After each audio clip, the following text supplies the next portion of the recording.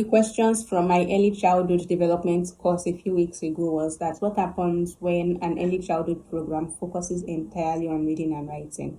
And my response was simple.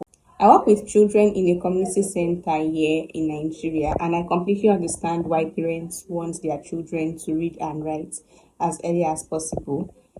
There's already so many gaps in our education system, right? A lot of children are left behind already. So parents naturally think if my child can read and write before primary school, they would have a better advantage compared to other kids.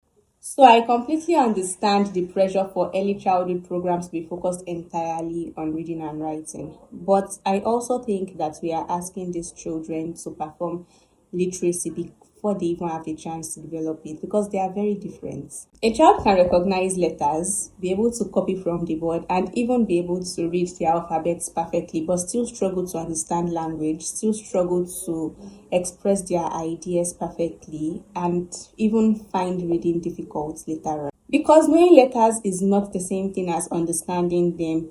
So when we make reading and writing the only goal for early childhood education, we often tend to miss everything underneath it. We miss language development, we miss curiosity, we miss creativity, we miss social skills, we miss emotional intelligence, we miss the ability for a child to ask questions and explore the world. I could go on, but you get my point.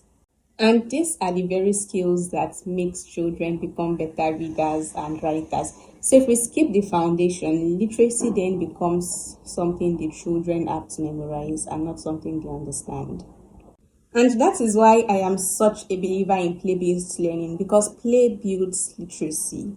Children learn language through conversations.